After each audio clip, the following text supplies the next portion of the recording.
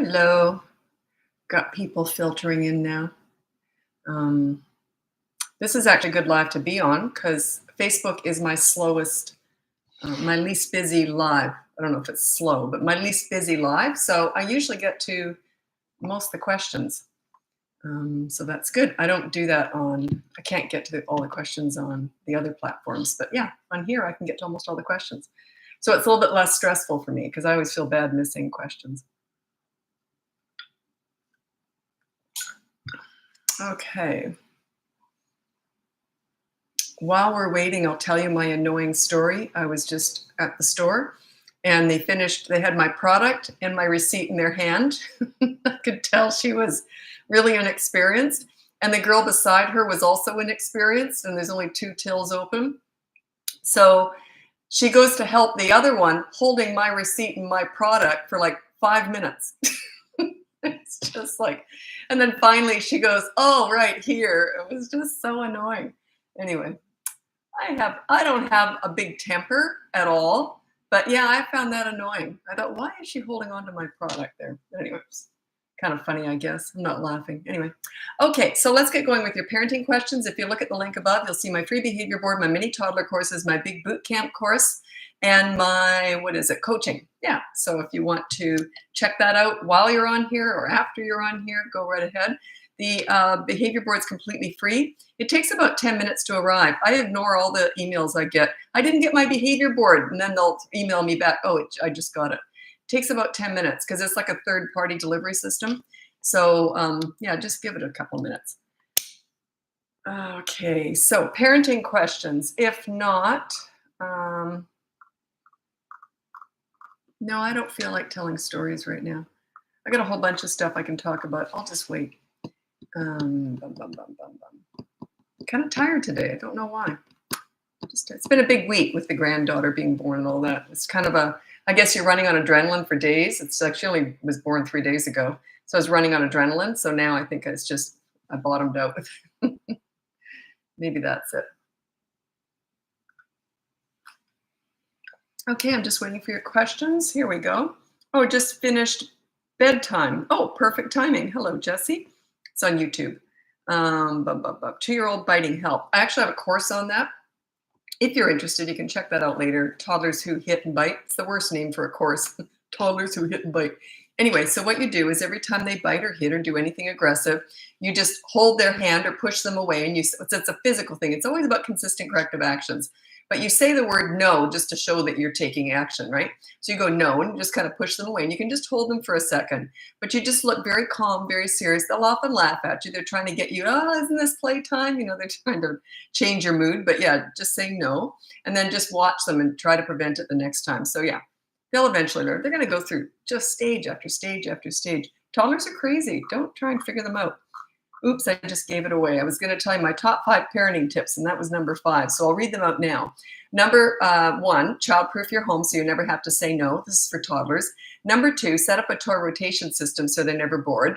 Number 3, when you want to connect with a toddler, do so in their world. You don't go to the nail salon with a 2-year-old. You go to the park and roll down the hill with them. Number 4, it's similar. You discipline them in their world. They're not about these mini therapy sessions discussing their big feelings. That's ridiculous. They're about action. So use consistent corrective actions with toddlers. And number 5 is stop trying to figure them out. They haven't developed sanity yet. How can you figure them out? They're just forming. They're brand new, fresh human beings. Some of them go like this and smear poop on the wall. Are you really going to figure that out? No. There is no sense to it. Okay,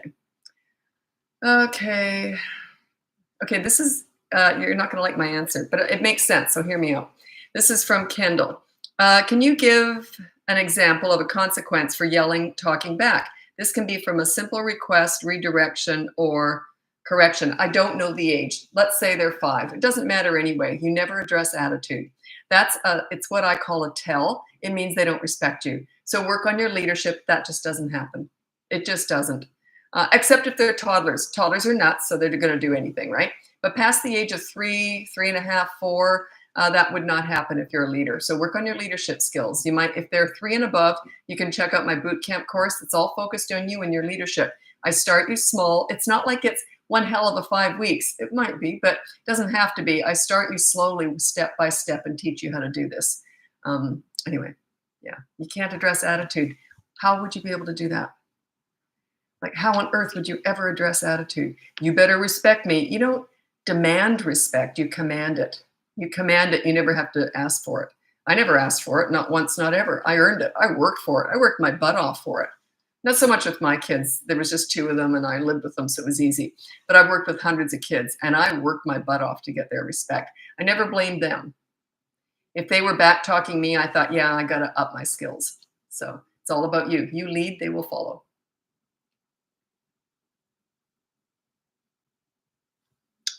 I don't know how I'm going to phrase that. There should be a really quick, easy way of saying that because everyone, I never say it, I'm always so tactless when I talk about this. It's that everyone's so quick to blame their kids for their behavior rather than looking in a mirror and saying, I'm not leading them correctly. Their behavior is 100% a direct result of your parenting in between the ages of 3 and 12. Their behavior is 100% a direct result of your parenting. If they mess up, what you should be doing is going looking in a mirror and saying, what am I missing here? What do I need to work on? How can I synopsize that? I'm going to figure out how to bundle that up so it makes sense. Almost 3-year-old screams a lot when riding in the car. Appropriate consequence. It's hard to address this behavior when driving. I would pull over and make sure you're going somewhere that the 3-year-old really wants to go. It only works if they want to get there. And I would pull over and I would just say, I don't like your screaming, so I'm just going to wait a minute. I get out of the car, go somewhere safe. Don't do this on the freeway, obviously. So I don't like your screaming, so you just get out and then just start filing your nails. Just wait, give it like 2 minutes or something. Then get back in the car. You got to keep doing it. You might be driving down the road like this, okay? But that's what I would do. They learn really quickly, usually. The thing is, you got to be consistent. If you let some screams go, it doesn't work.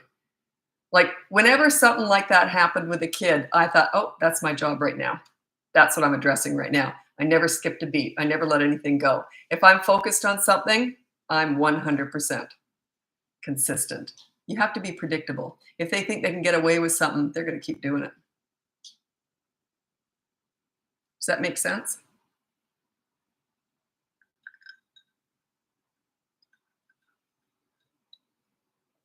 Wow, I actually have 6 people on YouTube. YouTube is my slowest live. Facebook is next. And then my biggest following is on TikTok, but Instagram's my busiest live. If you come on the live on Instagram, I won't get to most of those questions. But yeah, I'm going to answer some YouTube questions. Thanks so much for joining me on YouTube here. Is there a way to stop bad habits like nail biting? That's a tricky one.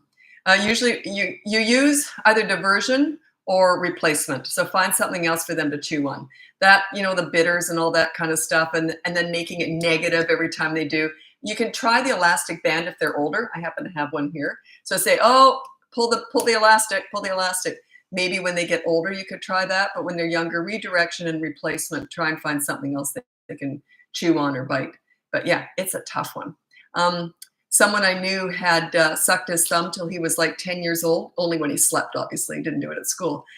Someone just gave me a thumbs up when I did that. It was funny. Anyway, and he has no thumbprints because he sucked his thumb so much growing up that he has no thumbprints. Isn't that funny? Why did I get fireworks? What does that mean?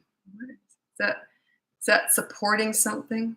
I don't know what's going on here. Thank you. It looked like a really good thing. Thank you. Okay, so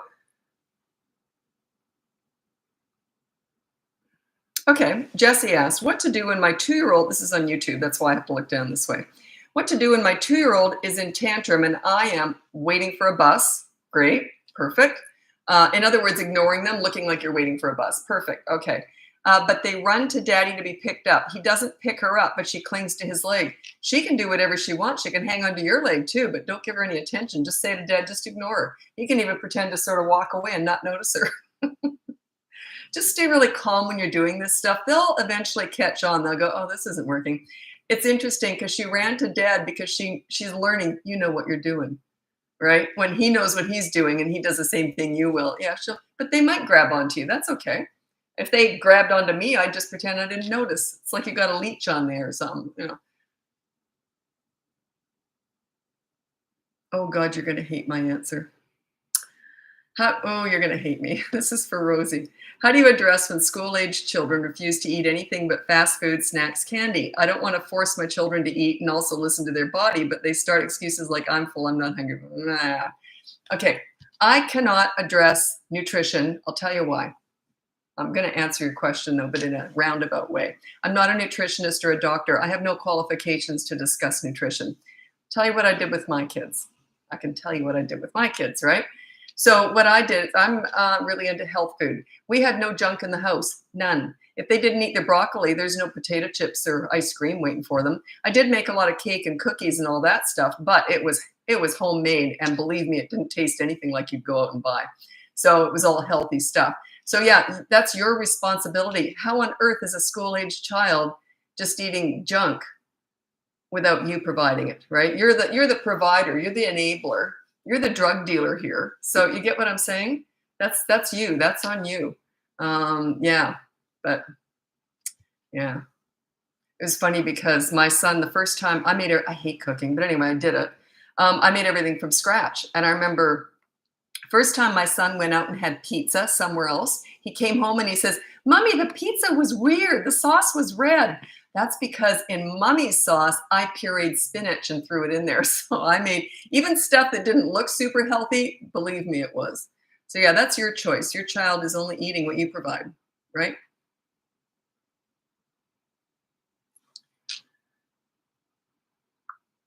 I'm going to tell you a story. This was obviously a long time ago. I was young, and so it would have been 60 years ago.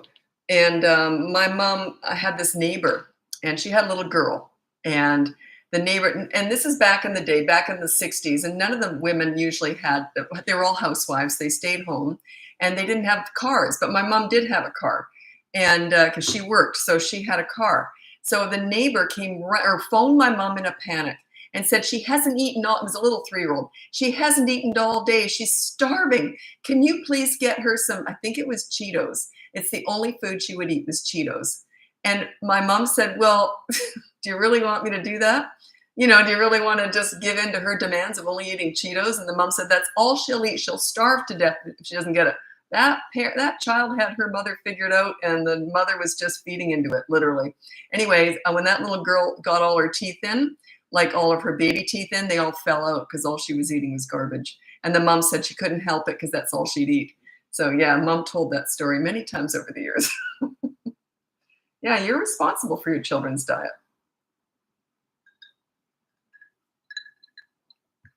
All her teeth were all rotten and falling out. Isn't that sad?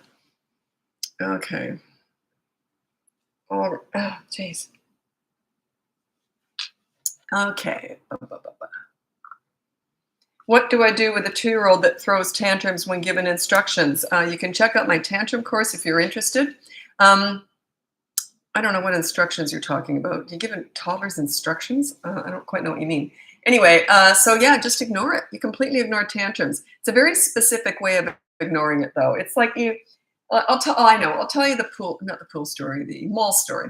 It's my son. He was 3 years old. It was his second to last tantrum. And we were walking through the mall. It was a very loud, busy mall. So I could do this. I wouldn't do this in a church or a restaurant. Well, I wouldn't do it in a church because he would never see me there. But anyway, I wouldn't do it somewhere where I'd be disturbing people. Anyway, so what I did was he started having a tantrum. So I just pulled him off to the side and I got out my nail file. And it's very important that you don't talk on your phone or get into conversations with people. You want to look like you know they're doing that, but you're just waiting for it to end. Like someone on YouTube said, look like you're just waiting for a bus. I'm waiting for that to end.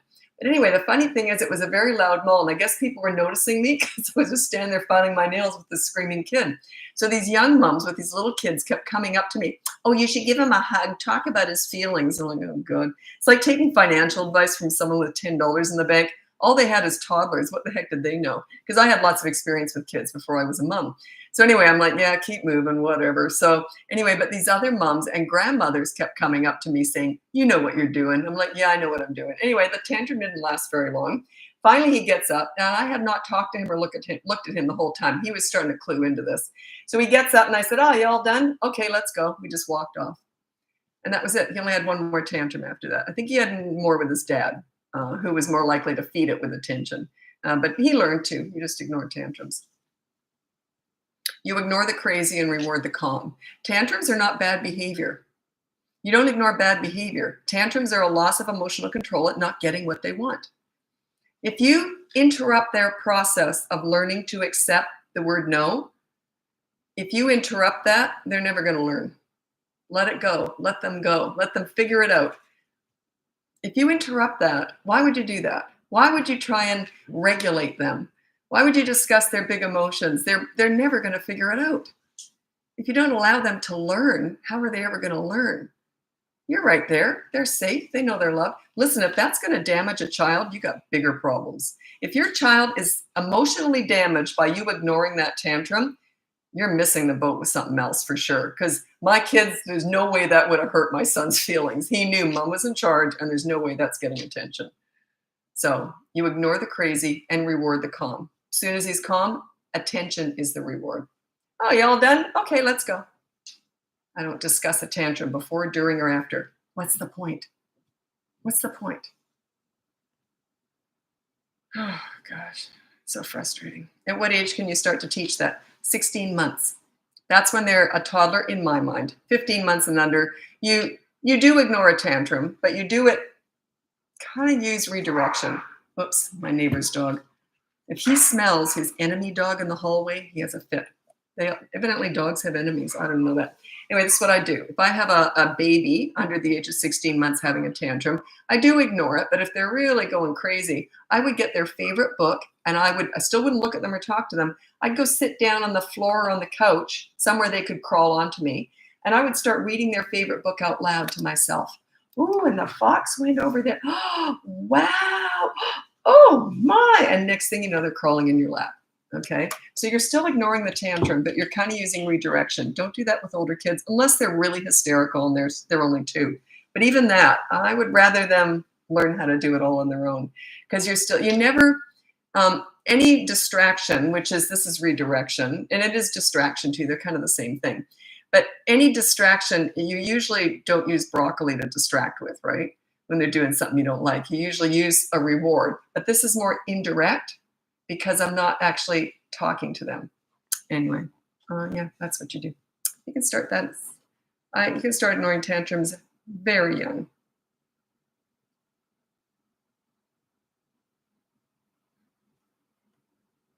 My 11-month-old does Drama King. Yeah, my 11-month-old, he does the crying until blue in the face, Drama King, trying to break that. I'm not allowed to tell you what I did with my son. I'll give you a little hint. If they are holding their breath and they almost pass out, you know when it's your birthday and you got candles, what do you do with those candles? You go, it's funny, if you get that in the face, the air, quick air in the face, sometimes shocks you. But I don't know if it's medically sound, so I'm not really allowed to say that, but I don't know. Yeah, there you go. There you go. Krista said something. I'm not condoning it. I got to be careful with this stuff. But yeah, I'm not condoning it though. Okay, this one, yeah, here's what you do. This is from Aaron. What should I do when my 12-year-old son starts shutting down and saying nothing is wrong, but you can clearly see he is upset? This lasts for hours or days. You're just heading into the teen years. Welcome to the teen years. Okay, here's what you do.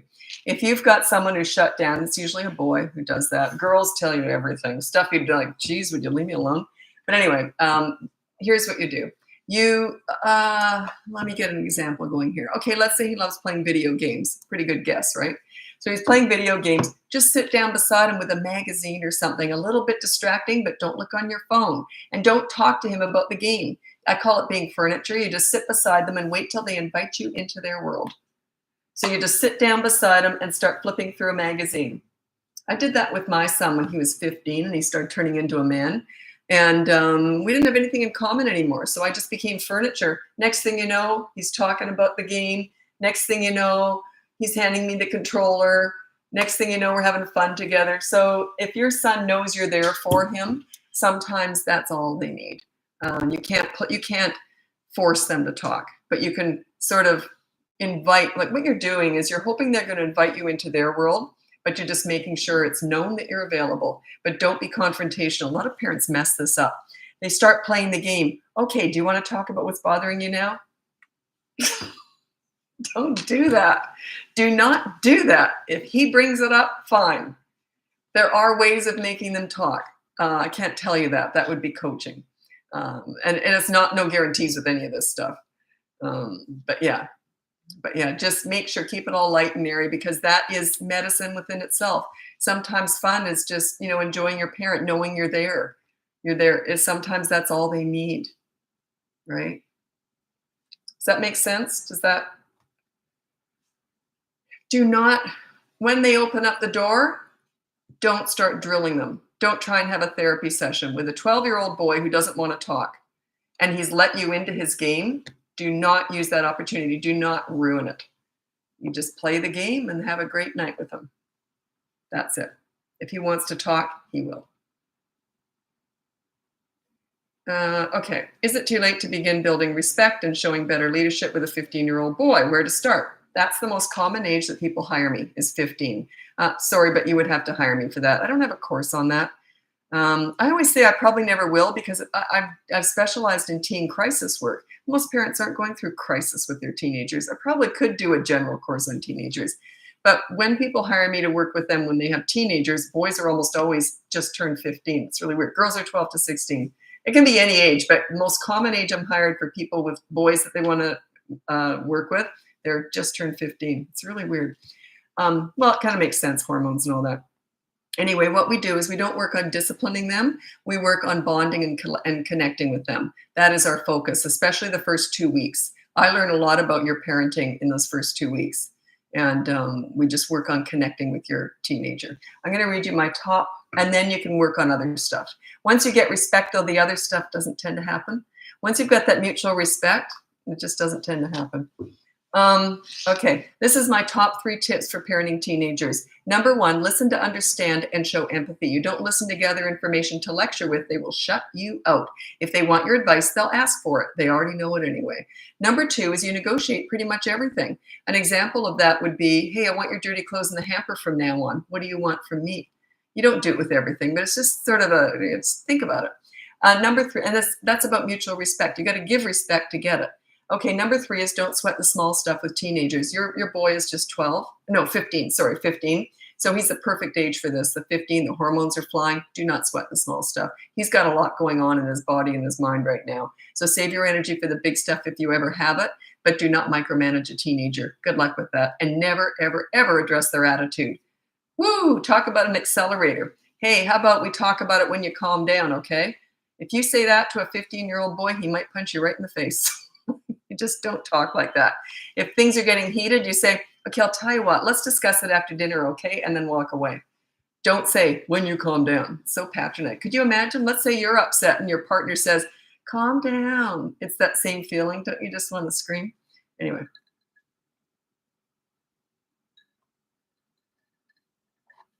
Okay.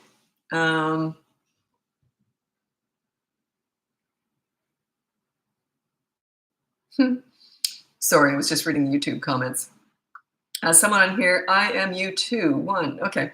I could use ideas for when kids break and destroy things in the house, not necessarily on purpose, but being careless. Boys are 10, 11, and 12. We want to adopt them. I think we've talked, haven't we? Anyways, you want to adopt them. That's kind of in the special needs department. They probably have baggage. So I can't tell you what to do. You got to work with connecting with them. We got to do some repair work first. So yeah, if you want to hire me, you have to hire me for that. It's not a simple answer. I'm on here for quick answers. That's not a quick answer. I don't know what's going on with them. I'd have to figure it out. I'd have to figure out what they need. Yeah. And then figure out how you can provide that. They're all different, right? Okay. Sorry, I'm going to skip ahead. So in case people have left. Please make more reels with teenage advice similar to your toddler tips. Yeah, teenagers are my favorite age. It's just that everyone on here seems to have toddlers. That's why I seem to talk more about toddlers. My specialty is teenagers. They're my favorite age. I started my business doing teen crisis work. And then I was doing the news when I used to do it on TV. And I was doing the news one night because some kid had done the worst, right? And they wanted to know how to prevent that for other parents. And they introduced me as the crisis queen. And I thought, yeah, I don't want to do this anymore. Like, I still do it on the side, but I don't lead with that anymore because I don't want to be the crisis queen. I want to be the prevention coach. I don't want to be a queen at all. I want to be the prevention person, like how to prevent all that stuff, right? But anyway, so yeah, I should do more stuff on teenagers. If more people ask, I will. But I'm here to serve. When I do a live, I'm here to serve who's here. So if people don't ask about teenagers, I don't answer. I don't talk about them. You see what I mean? Anyway, I'm on here every day. I've been doing this for about a year and a half now. And I did used to talk about teenagers, but then people kept asking me about toddlers. So yeah, if you ask, oh, I love it. They're my favorite age. I don't always have answers though. They're more complicated. The reason is I have to assess the situation. I need some history.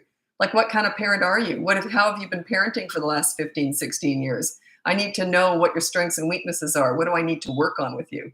That's why it's a little bit more difficult. Anyway, I'm going to move over to Instagram now. I'm on YouTube the whole time, but I'm going to be moving from Facebook to Instagram to TikTok as per usual. Instagram is my busiest live by far, so if you're on there, I won't get to your question potentially. This is a good one to be on. Anyway, thanks so much for joining me. Check out the link above. You can get my free behavior board and wait for that about 10 or 15 minutes.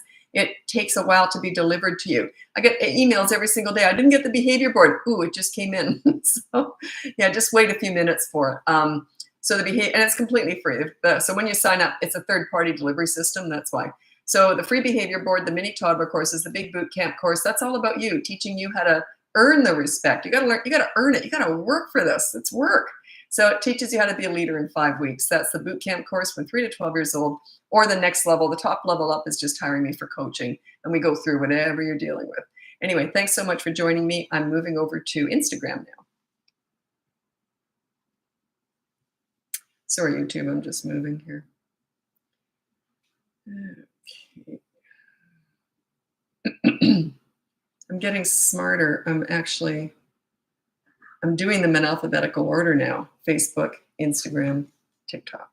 Because I used to get mixed up, and sometimes I'd go do the same one twice. Okay, so I'm just signing into Instagram, waiting for it.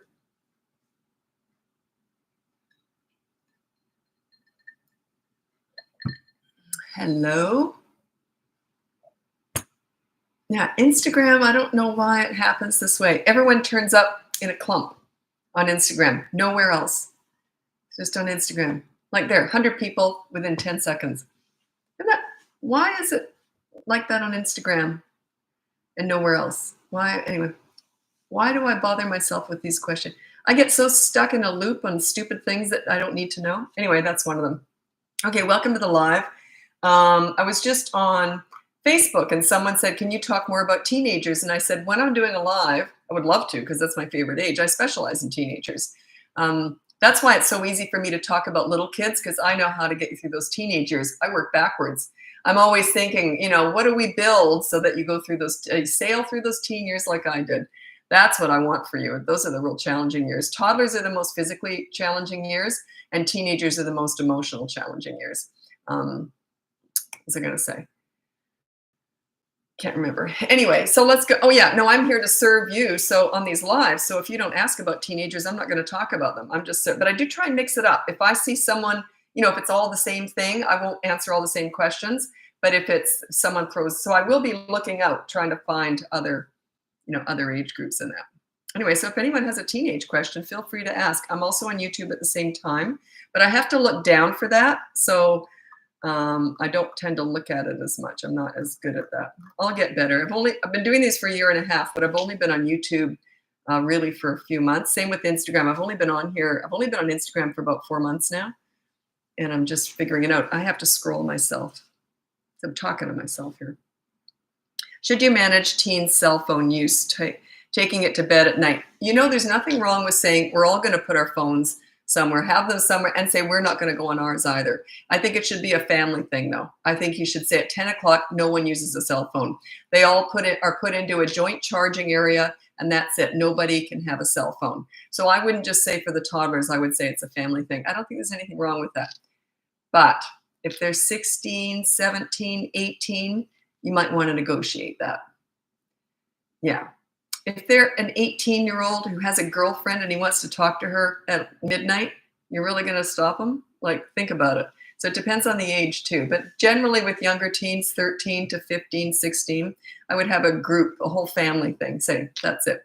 From now on, no cell phones. Does that make sense? But you got to discuss it with them. You got to work through everything with your teenagers. You're not really telling teenagers what to do. You're saying, here, this is what I think is a good idea. Have you got any input? When you've got that mutual respect with teenagers, they don't talk, they don't give you crap. They just tend to talk to you like they sort of reason with you because you're reasoning with them. How to make brushing teeth easy. That's like asking me, how do you make parenting easy? You can't necessarily make it easy. It might be absolute hell. That's like saying, how do I stop my toddler from fighting me on the change table? I don't have a clue. Just make sure you win. Make sure their teeth get brushed. Make sure you win. You have to physically overpower toddlers sometimes. Now, it's not going to be easy, but if you're brushing their teeth, it's not going to be a good brush. But yeah, if my kids had fought me, it just has to be done. I would hold them and I would brush their teeth. But they knew I was a leader. It didn't scare them at all because they knew mom was in charge. They learn. I'm going to be brushing your teeth and it's going to happen. So they would go, because they knew I would make it happen. That's the thing is I follow up a command. Like if it's something like that has to be done, that's a command. Hey, look, I got to pay my taxes. You got to get your teeth brushed. There's just certain things that have to be done. When I said something to my toddlers, they knew when I said, I'm going to be changing your diaper now. So it's going to happen. I follow it up with action and I make it happen.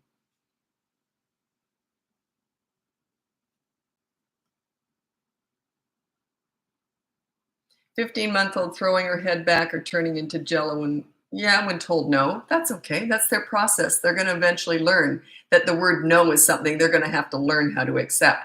The learning process is harder on you than it is on them. You might want to check out my tantrum course if you're interested. That's in the mini, it's up and above somewhere. Anyway, that's for all my free behavior boards there. Wait about 10 minutes. It takes about 10 minutes to arrive in your email inbox. And then my mini toddler courses, one of them is a tantrum one. And then my big boot camp course, 3 to 12 years old, and coaching. It's all in the same link above there. But yeah, the tantrum, you just have to ignore them. They'll eventually learn, but you keep them safe. Like if they're banging their head on the ground, you hold them, but you don't talk to them or look at them. You just prevent them from dying, basically. You keep them alive, but you still ignore them. They will eventually learn. If you don't allow your someone said something. Oh, I want to talk about that. If you don't allow your toddler to learn how to accept the word no on their own, they have to learn how to process it. They never will. They're going to be teenagers who aren't going to listen to that either. So the earlier they learn that no is something they have to learn to accept, the better. Okay, someone asked, earlier you mentioned you didn't like timeouts. That wouldn't have been today. I haven't said it. Can you tell me why and what to do instead? Okay, the reason I hate timeouts, I think they're humiliating, mean, and there's no lesson learned. You know what you're saying? You go sit in the corner because you're a piece of garbage. You're not even worth talking to. You're useless. I just hate it. I think it's humiliating. Can you imagine at work if you made a mistake and your boss said, go sit in a corner. You think about what you did. It's the same feeling. I think it's horrible. So what you do instead is everything else I talk about. When they're under the age of 3, it's consistent corrective actions. If they do something you don't like, let's say they hit someone with a toy, you say no, take the toy and put it away where they can see it for a half hour or something. It's all about consistent corrective actions. And they learn through repetition.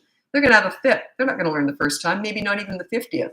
But you make sure you're consistent and they will eventually learn. They'll regress too, but then keep it up. Keep doing it. You got to be consistent. If you do it 49 times out of 50, they'll remember the one time you didn't do it. You got to pick your battles. And once you've picked a battle, you got to follow through with it. They'll learn. Yeah, I hate timeout. I think it's horrible. Can't stand it. And then people will say to me sometimes, that's the one that gets me in the most trouble on here. That's why I love it so much. It's on TikTok. Oh, TikTok, they hated it when I said ignore how much I hate timeouts. And now that they know how much I love it when they've argued with me, they don't tend to argue much anymore. But it means I'm shaking things up and I'm making a difference. I think timeout is humiliating and degrading. When you say to a child, you think about what you did, they're sitting in that corner feeling like crap about themselves. That's all they're thinking. That's all they're thinking. You think they're really thinking, I probably shouldn't have done that. Maybe next time I should make a better choice. And then when you do go over and have the mini therapy sessions, which I hate, then you go over and then they'll say, yeah, I know I shouldn't have done that. They're just parroting what you're saying to them. There's no lesson in any. It's just garbage. It's absolute garbage. How much physical restraint is normal for brushing teeth, diapering, etc. for 20 months old? Yeah, by 20 months old, they should start to understand you're in charge. Like by that age, they usually start to pick up on that. But yeah, if you're just starting to be a leader at that age, it's going to be harder. But yeah, a good example of this was with our kids. I was the leader. My husband at the time was the pleaser. And that's usually the way it is. They only need one leader. But so long as the pleaser defaults to the leader, like, they're on the same page, that works. It works beautifully. It's just discipline came easy to me because I had tons of experience with kids. He didn't. Anyway, so this was I used to stand in the doorway like this, watching when he was changing the toddlers. Oh, do you want, okay, how about I give you a toy? Okay, you can play for 1 minute and then I'll change you. Whereas with me, I said, I'm changing it was nappies in Australia where we raised our kids. I'm changing your nappy now. And it was going to happen. There was and I just put my arm across their chest, bang, bang, bang, it was done. And they didn't tend to fight me, hardly ever. It was very rare because they knew I was going to follow through. And then it calms them down too. There's less fighting because they know it's going to happen. Certain things just have to happen. So yeah, I just made it happen. With teeth brushing, it wasn't done well, but that brush with toothpaste was going in their mouth if I was in charge. Like it was going to hit the teeth, but it wasn't necessarily a good toothbrush because they did go through that stage, but they learn really quickly it's going to happen anyway with mom. So they may as well just let it, and I used to say as they got a little bit older, it'll be over really fast if you don't fight me. If you fight me, it'll go on for a long time. And they started to understand that. So anyway. Okay. When I discipline my child, 2.5, she giggles and smiles. How do I get her to know I'm not playing? She's playing you. She's trying to pull you out of the serious mode and into her mode. She doesn't like your seriousness. She doesn't like what's happening because she's not getting what she wants, when she wants, and how she wants it. So she's trying to manipulate you. That's what she's doing. Just ignore it. She's giggling. Who cares if she's giggling? Follow through with the consequence. Consistent corrective action. Okay, if they're under the age of 3, it's about actions. They learn through repetition. It's not words. It's not words with under the age of 3. Can't reason with them. So it's consistent corrective actions. Who cares if she's giggling? Does it matter? Follow through. You do what you do. Let her react however she wants. People tend to react too much and let their kids be in charge. And the kids pick up on that. Don't laugh. This is serious. Oh, geez, I would never say that. She just gotcha. Yeah. What are your thoughts on gentle parenting? I am very strict about, I never look at any other parenting methods. So I don't know anything about it. And if I did, I wouldn't comment on it. I've been asked to join panels to discuss different parenting methods. That is not my style at all. I would not get up and argue with other people. It's like arguing religion. I'm sure there's lots of different ways to parent and lots of different ways to have, your spirituality, to exercise that. I just teach what I know, and I'm kid taught. I've never read a book on parenting. I've never looked up what anyone else teaches. Kids taught me all this. Why on earth would I go to an adult to learn about kids? It makes no sense to me. Because that's what I did. That's how I did it. I was obsessed with figuring kids out. I started volunteering in daycare centers because they're us. That's how we formed. If you can figure kids out and watch them, I know what they're thinking at not so much 1, like 2 and 2.5, right through to 18, 20. I can figure them out. I just get it, because then you can understand yourself and how you grew and how you formed. So yeah, that's how I'm kid taught. So I've never looked at it. I don't care what anyone else is teaching. That's, none of my business. Are you all about consequences? I'm all about connecting and bonding with children. My goal is to make children like themselves and have high self-esteem when they're with me. Therefore, they want to please me as their leader, and they also want to please themselves. They're just happy. They need a leader. So really, everyone asks me about discipline. I never disciplined my kids because I was a leader, so they didn't need it. And they had a voice. Believe me, they had a voice. And if I messed up, boy, they were quick to say something. Oh, mom messed up. And I'd say, oh, shoot, what do you want? We'd love to go to the water slide park tomorrow. Okay, fine. So yeah, they had a voice. My goal is their self-esteem, and I want them to like themselves. If you're the source of that, wow, that's leadership. You make them feel good about themselves. That's my goal, is I want kids to feel good about themselves. When you're the source of that, they don't backtalk or anything. Piece of cake. Everyone asks me about discipline.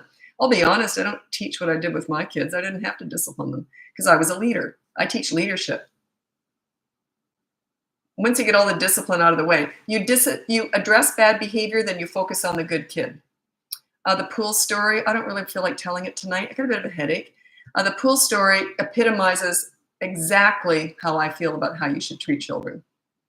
It's the pool story. I've said it pretty much every day. I tell the pool story. You must have heard that. If not, tune in tomorrow. I'll tell it tomorrow, I'm sure. Or tune in another time and ask for it specifically. I just got a bit of a headache. I don't feel like telling that story. What do you mean focus on the good kid? Oh, darn it. I'm going to have to tell the pool story. Yeah, it's such a good question. The only reason I'm going to have to tell it now is that's a really good question. So a lot of parents say, well, there is no good kid. They're rotten all day long. And I said, here's what you do. Okay, the pool story. So I got a headache. I don't know why. It's just telling my stories because I've heard them so many times that it's hard when I've got a headache. Okay, here's the pool story. And it's a true story. And it absolutely encapsulates what I mean by you address bad behavior, focus on the good kid, and you make yourself the leader and you make them feel great. And therefore they respect you and themselves. Okay, here's the pool story, true story. My son was 8 years old. He had a birthday party. He invited 5 8-year-old boys over for a pool party. We had a pool in the backyard. I was the only adult there. So I take it I'm very into safety. Actually, the moms who didn't know me said, do you mind if we stay? Because I was the only one there. And I said, fine, but do not talk to me. All I'm doing is counting heads. They all left. So anyway, I had a reputation anyway. They said, oh, no, she's fine. So anyway, I had 6 boys in the pool. I take that really seriously. And I had this huge blow up Whaley.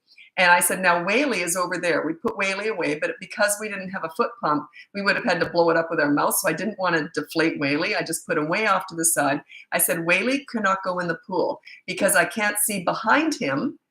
3 kids could die behind Whaley. So anyway, that's it. Okay, have fun. Sure enough, one of the kids brought Whaley in the pool. And I said, Whaley out of the pool now. And he said to me, no. And my son went like this. Because he knows mom knows how to take care of business. Fully clothed, I'm in the pool like that. And I had that kid out and sitting beside me. And I said, you're going to sit there for 10 minutes. And my son got Whaley out of the pool. Now, in that 10 minutes, I'm counting 5 kids in the pool now. And all I'm doing is talking to this kid about his soccer game. He got a goal in soccer. I'd seen him do it because he's at the school. I saw him. And I'd worked with him on a test at school. And so I said, you did really well on that test. And then I said, what PlayStation games do you like? And what, Pokemon cards do you like talking about? Anyway, 10 minutes is up. And I said, okay, the 10 minutes is up. You can go back in the pool. I could not get rid of him. He is talking and talking and talking and talking, feeling like $1 million about himself, right? He's talking. I'm looking at my son like this. Couldn't get rid of this kid. Finally, my son got him back in the pool because they were going to play pool basketball. So anyway, he gets back in the pool. That kid was all over me all afternoon. Lisa, can I help you with the cake? Lisa, what else can I do? It's like, oh, geez. Anyways, all over me. So anyway, then his mom picked him up later on and she said to him, were you rotten as usual? He kicked her in the shin and off they went. So I thought, boy, talk about focusing on the bad kid, right?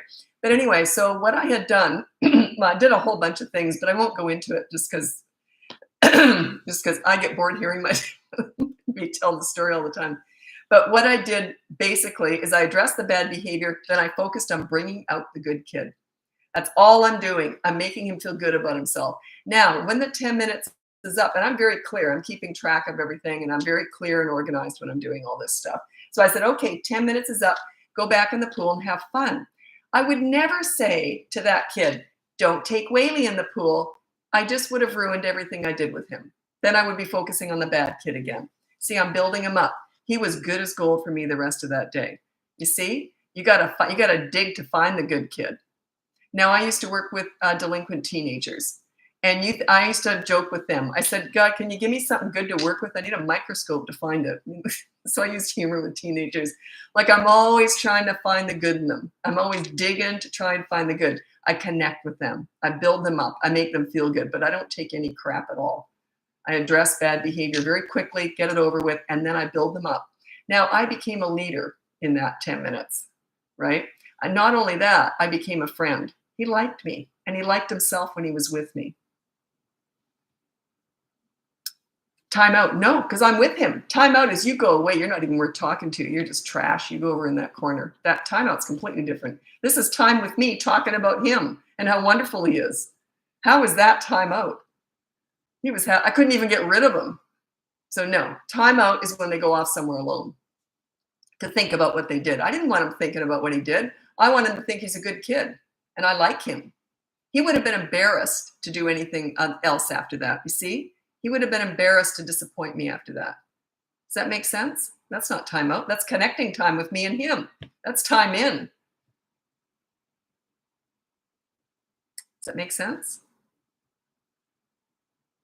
What about hyperactivity and kid doesn't sit with you? This was one of the most hyperactive kids I've ever worked with. He was hyperactive. But when they're talking about themselves, by the way, I mentioned that he did well on a test. Do you know how I got him to do that test? I got permission to take him to the park at school, and because I used to volunteer at the school, and I had clearances and everything to be there. So I took him to the park, and he could swing so long as he was answering questions. Because if he wasn't medicated, I'm not saying they should be medicated. I don't, but if his mom sent him to school without medication, he was on the ceiling. So that's how I got him to do a test. Teachers can't do that, obviously, but one-on-one I could do that. So is this something negative? Is what something negative? Oh, can you apply the pool story to the toddler lesson? No. No, it's different. It's different. This is an 8-year-old boy. No, you don't do that with a toddler. Okay, let me see what time. Actually, I'm going to move over to TikTok now. About my comment on tune. Oh, I can't go back. I can't find it. Probably there's too many. Yeah, I don't like the term time in because that's sort of too close to time out. I call it connecting time. You know, making them feel good, bonding with them, befriending them, making them like themselves. So it's not just time in. There's a whole bunch of stuff that goes along with that. Yeah. Yeah, anyway. Okay, I'm going to be moving over to TikTok now if you want to join me over there. If not, check out the link above. You can get my free behavior board. It takes about 10 minutes to turn up in your email. I get constant emails all day. I didn't get the behavior board. Never mind, it just got here. So the behavior board's completely free. The mini toddler courses, they're all available on there. There are 4 of those. And then the big boot camp course from 3 to 12 years old, sorry. And then the top level is hiring me one-on-one for coaching. That's all done on Zoom, so it doesn't matter where you live. It's usually an hour a week. Anyway, thanks so much for joining me. I'll be back again, I don't know when. And so I'm on YouTube right now also, and all my lives are saved on YouTube. And then, so I'm moving over to TikTok if you want to join me. Same name, Bratbusters. Bye now.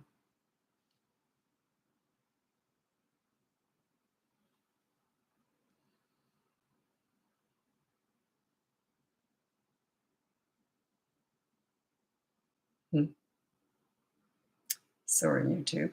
There we go. Okay. I have to close down one, open up another.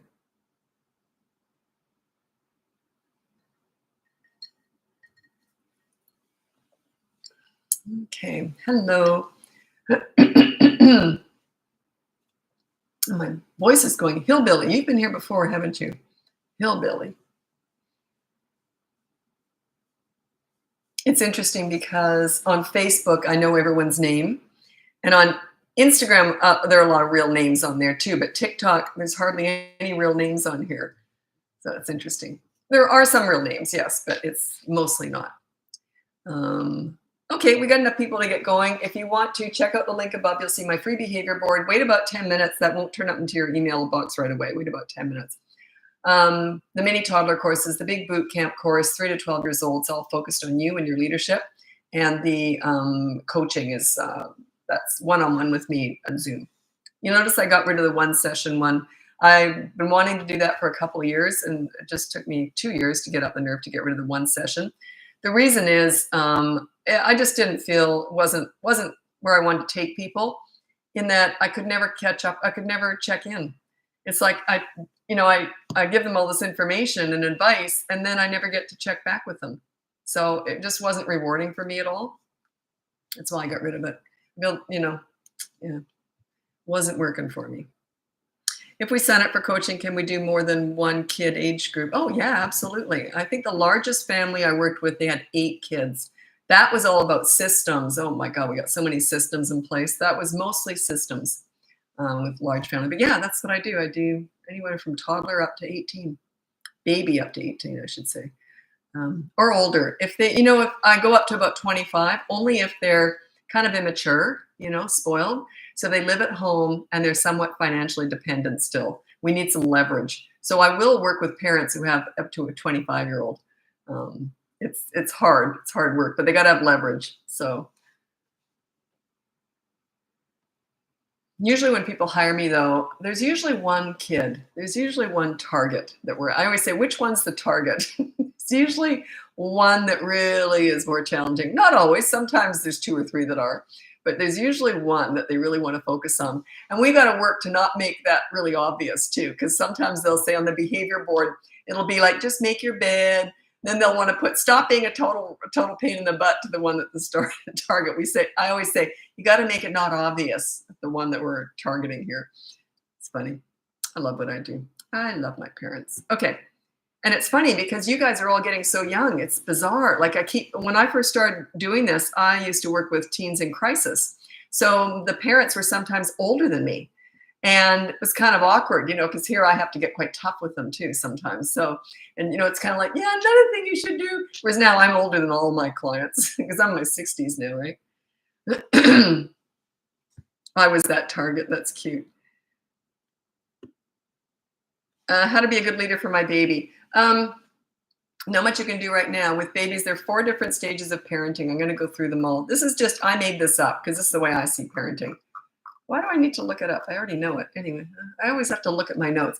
There's 4 very distinct stages of parenting. You're parenting a baby, 0 to 15 months. I would say that's mostly playing and cuddling. That's just all play and fun and hello, let's go do, you're just connecting, making them feel safe and loved. And fun is their love language, by the way. Fun is a child's love language. Probably right through the teen years even. It's just more humor. Yeah, anyway, it's a little bit different. But anyway, okay, that's number 1. That's the baby stage. Then you go through the toddler stage with your kids. This is your parenting style changes a little bit here. So there's 16 to 35 months, and this is a toddler. Now you're starting to use more consistent corrective action. You're starting to teach them more right from wrong. You're still always bonding with them and playing with them, but you're also trying to teach them more right from wrong. And it's all about consistent corrective actions, not words. These mini therapy sessions, I know they're trendy right now, but they're garbage. It's absolute crap. They were invented to make the mom feel good. They have nothing to do with a toddler whatsoever. And even then, I don't do therapy sessions with kids. Do I discuss their big feelings? You bet I do, but not when I'm disciplining. Never. Okay. And then you go into the child stage, which is 3 to 12. I know tweens are in there, but I group them all together because you're the same kind of parent. You're very much the leader. That is the height of your leadership. 3 to 12 years old. Their behavior is 100% a direct result of your parenting or lack of it. So your leadership is super important. You lead, they will follow. They need a leader in that age, 3 to 12 years old. Then the teenage years, that's 13 plus. You want them to be more their leader. You're sort of passing the baton on to them. You want them to take charge. You don't want to be micromanaging it. You don't even want to micromanage little kids, but look, between the ages of 3 to 12, they're trying to please you. By teenagers, they just don't want to disappoint you. You want them more to please themselves and be proud of themselves. Younger kids too, but teenagers especially, you got to back off a little bit. Let them have more power. So those are the 4 different stages you will go through as a parent. So yeah, with babies, you're just playing with them, bonding with them, connecting, cuddling them. Whenever my kids cried, I picked them up. Yeah. Because, and someone said to me once, they said, gee, whenever your kid cries or wants to be picked up, you pick them up, my babies. And I said, yeah, I'm meeting their needs. Babies need that. I believe they do. So toddlers, not so much. Mom's busy. They can start to learn a little bit more. But yeah, with babies, I always pick them up. They wanted to be picked up. I picked them up.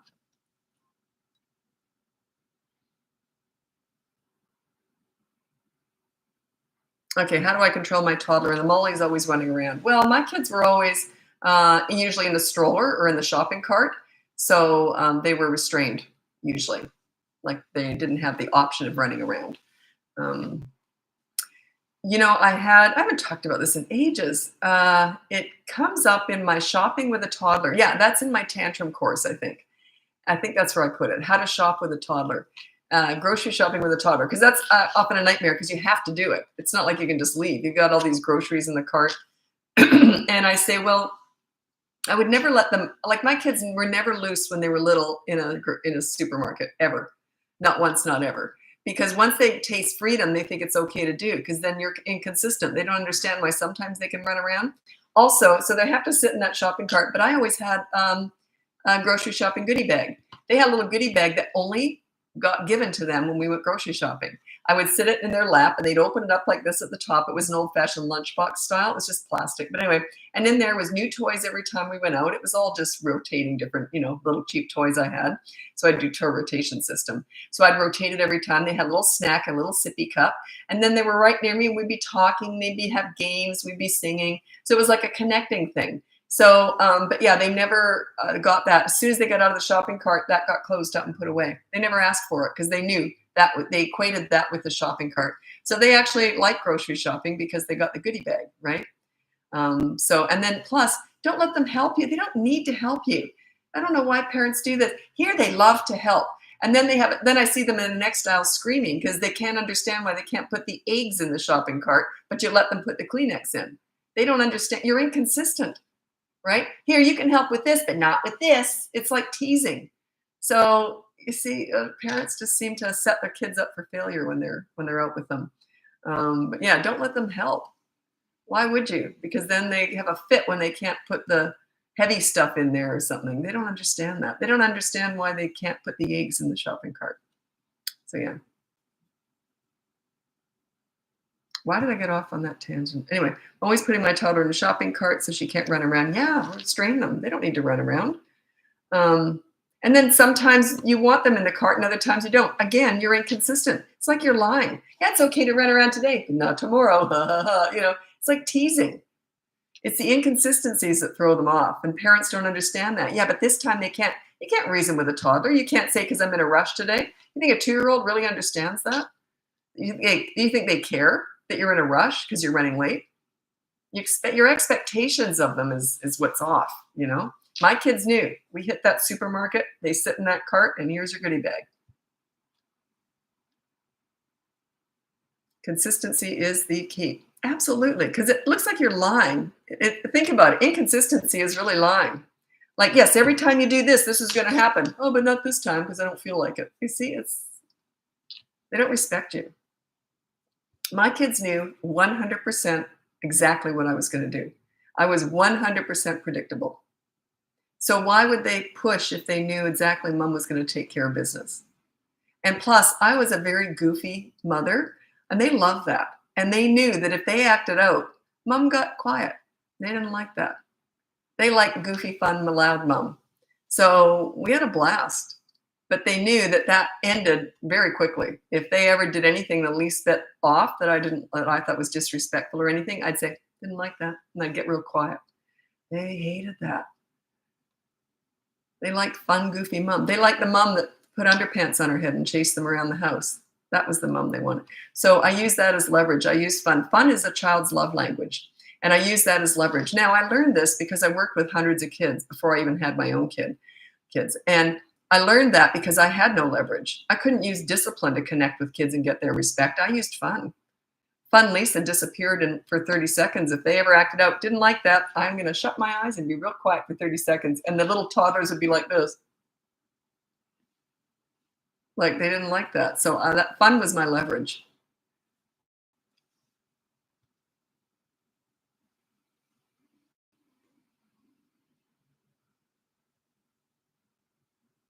Oops, sorry.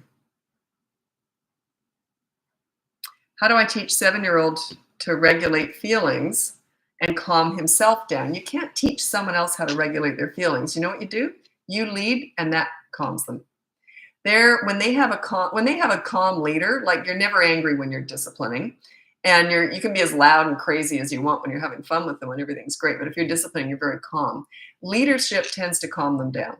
So if children's emotions are all over the place, I often know why. It's because they don't have a calm leader. They don't feel safe. They love you and they know that you're going to keep them alive, but they don't really feel safe emotionally.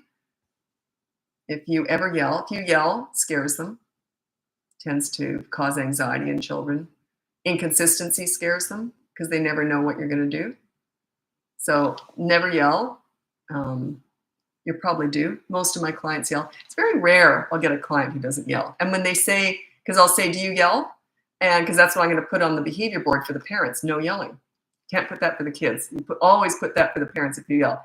Sometimes they'll say, no, we don't yell. I'm like, oh, it's that rare. The only reason you yell, you don't know what else to do. I never had to yell because I knew what else to do. So you're only yelling because you don't know what else to do, because it works in the short term, not in the long term. It builds resentment. Yeah, it's going to backfire big time down the road. But yeah, it does work in the short term, but it does scare them. How do you deal with toddler meltdowns in public? Same way I do in private. It's like everybody watch. I was proud of how I dealt with it. So everybody watch. You know, it was like a show to me. Yeah, I liked it.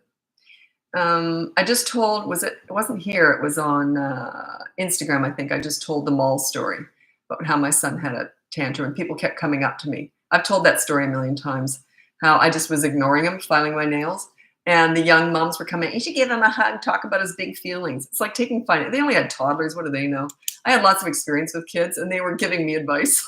it's like taking financial advice from someone with $10 in the bank. How do they know? Anyway, so I was just saying, okay, keep going. But then the grandmothers and the moms with older kids kept coming up to me saying, you know what you're doing. Yeah, I know what I'm doing. I'm just standing there filing my nails, waiting. And it didn't even last long. He got up and I said, oh, y'all done? Okay, let's go.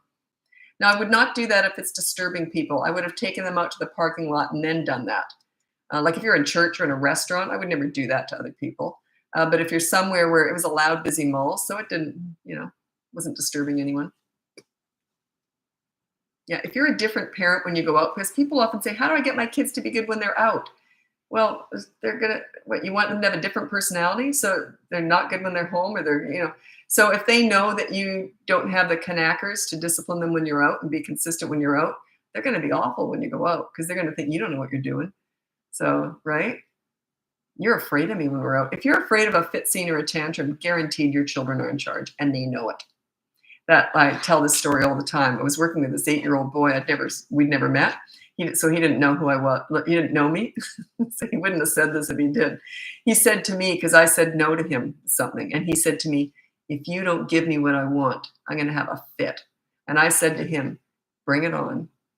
And he went, oh, and he never did. Anyway, a fit, a scene, or a tantrum to me is an opportunity. I'm like, bring it on. That's my opportunity to exercise my leadership. That's my opportunity to show I know what I'm doing. You can't manipulate me, right? I'm a leader. I'm going to make you feel safe. Children need, crave, and want a leader. They're drawn to leaders. They're just drawn to them. Think about it. Have you ever been with anyone? Well, I'll tell you a funny story. My son was in grade 2. Pretty sure it was my son. Anyway, grade 2, and we were all split up into different groups, and all the moms had come in to help work. And so I was there a lot. The kids all knew me, and my group was all just being really good and everything. All the other moms kept looking over there. His groups were chaos and everything. In my group, they were all having fun and they were polite. And so anyway, the fire alarm went, and it was not scheduled, so it scared the kids, scared us too. The kids did not run to their moms or the teacher. They all ran to me. Why would they have run to me? Because I'm a leader. The teacher was more inexperienced. She was young. But they are drawn to a leader, makes them feel safe.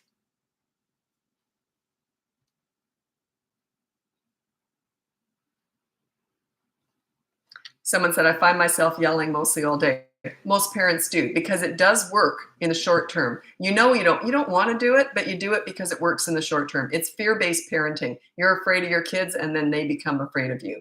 So, but it backfires, you know that. So I'm teaching you everything else to do. Once you know what else to do, you don't need to yell. Check out my boot camp course if you have a 3 to 12-year-old. It teaches you how to be a leader. The toddler courses help, but they're not all about leadership. It's more about how to deal with toddler behavior. They're very specific niche courses, because leadership doesn't really kick in big time till they're about 3. That's when they can stop and think. And also, a lot of parents say to me, well, they were okay when they were toddlers, but they turned 3 and they're just a monster. You know why? Because they can stop and think. And this is what they do. They go, oh, you don't know what you're doing. I'm going to take over. That's when they find their power. Now, if you're already a leader, they stop and they go, oh, wait a minute. Oh, you're a leader. Oh, I see. Okay, I respect you. That's when they stop and they start to put the puzzle together. They start to figure it out. So they either get really easy when they're 3, like my kids did, or they get really difficult because they just identify, oh, you don't know what you're doing. Yeah, they really do. How do I discipline my 26-year-old without yelling? A 26-year-old? Do you mean 26-month-old? I won't answer that unless I know. How to get my 3-year-old to stop talking with such attitude and anger. You never address attitude. That's what I call a tell. It means they don't respect you. So work on your leadership. That just means that they don't respect you. So you got to work on your leadership. They don't talk to leaders like that. They just don't. They would be embarrassed because they want to please you. They look up to you. When you're a leader, they would be embarrassed to be rude to you from the ages of 3 to 12. That's the height of your leadership. Their behavior between the ages of 3 to 12 is 100% a direct result of your parenting.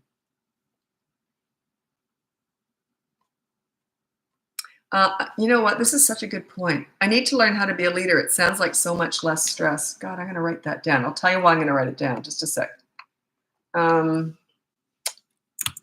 I need to learn how to be a leader. It sounds like so much less stress. Yeah, that's the whole point. You can just relax and have fun with your kids. I remember I heard a lot of parents used to say this to me. Like a lot of people would just observe and they said, you got such easy kids. But the teachers and everyone, they knew I put the work in. You know, and someone used to say, like a few people would say, every time we see your little blue RAV4 drive by with your kids, this is all we see. Like we're all laughing. Because you can just relax and enjoy your kids when you're a leader. It just makes everything right through the teen years. There's the odd hiccup in the teen years potentially because they're exercising different, you know, their own leadership and all that. But overall, piece of cake. So yeah, it's stress-free. Like, why would my kids be rude to me? We had fun. We were best friends. We had a blast. We just laughed all the time. Why would they be rude to someone that they were having that much fun with? Because they knew if they'd ever disrespected me, I would have addressed it like that. So yeah, I remember once my son, he was 5, and he'd been at a friend's house, and he would have heard it over there, so he thought he'd give it a go with me. Big mistake. He came home and he said to me, I'm bored, because I guess the friend had said that, and the mom said, what do you want? Here's some candy or something. I don't know. So my son came home and tried it on me. He says, I'm bored, in that snotty tone. I've never heard him talk like that before. And I looked at him like this, and he went, never mind, never mind.